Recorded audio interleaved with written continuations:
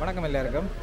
நான் இப்போ நிற்கக்கூடிய இடம் ஜெர்மனியில் டோட்மோண்ட்ன்ற இடத்துல நிற்கிறேன். இந்த இடத்துக்கு நான் இப்போ இன்றைக்கு வந்ததுக்கான காரணம் வந்து ஒரு தரமான ஒரு விடயத்தை இந்த இடத்துல இங்கே இருக்கக்கூடிய இலங்கை வாழ் தமிழர்கள் செய்யணும்.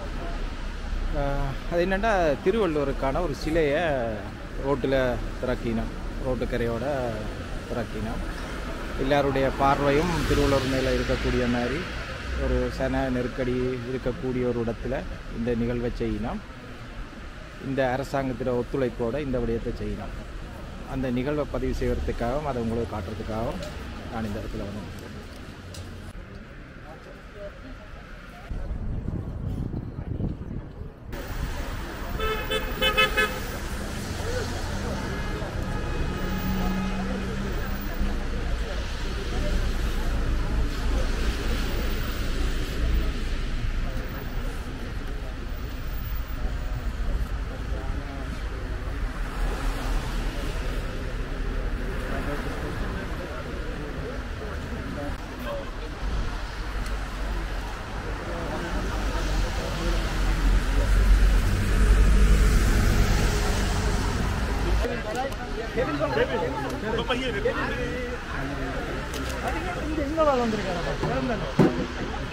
zusammen bei 3. 3. 1. 2. 3.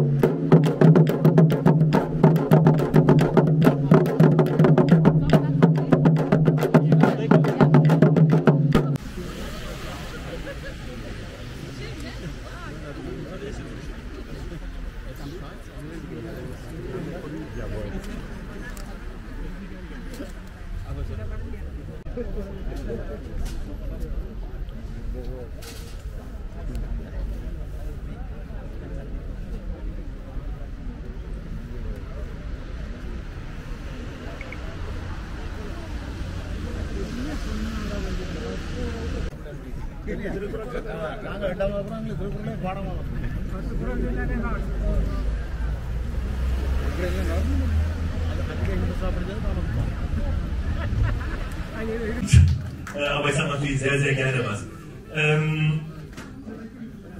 Also meine Maß zu eröffnen. Eigentlich wird diese Ehre ja mal.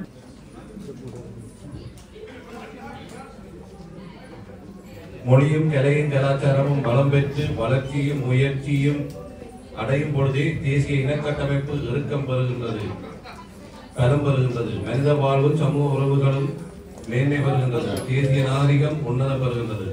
இதை கூறியது எங்கள் சீன விடுதலைக்காக போராடிய தேசிய தலைவர் மேதகு பிரபாகரன் அவர்களது அந்த உரைக்கமைய என்று புலம்பெயர்ந்து வாழ்ந்து தேசமெங்கும் தமிழையும் தமிழ் மொழியையும் கலை பண்பாடுகளையும் வளர்த்து வரும் என் புலம்பெயர் தமிழர்கள் வரிசையில் கனடா, பிரித்தானியா மற்றும் பல நாடுகள் உருவாக்கியது போன்று ஜெர்மனியிலும் இந்த திருவள்ளுவர் சிலையை கொண்டு வந்து இன்று தமிழ் உலகத்துக்கு பெருமை சேர்த்து, இந்த தமிழ் உலகத்துக்கு மட்டுமல்ல ஜெர்மனி நாட்டுக்குமே பெருமை சேர்த்து இன்று இந்த திருவள்ளுவர் சிலை திறப்புலாவது உலகம் பறந்து வாழ்ந்து கொண்டிருக்கும் தமிழ் நெஞ்சங்கள் அனைவருமே பார்த்து பெருமைப்படக்கூடிய ஒரு நிகழ்வாக இருக்கின்றது.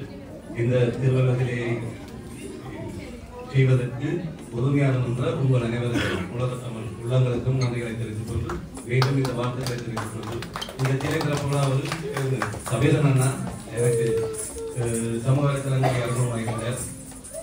இன்றைக்கு 2 வருஷத்துக்கு முதல் ஒரு செய்தி எங்களுடன் கலந்து கொண்டிருக்கும் பொழுதே இந்த சிலை உருவாக்கம் பற்றி சொல்லியிருந்தார். அப்பொழுதே நாங்கள் வாழ்த்துக்களை தெரிவித்திருக்கின்றோம்.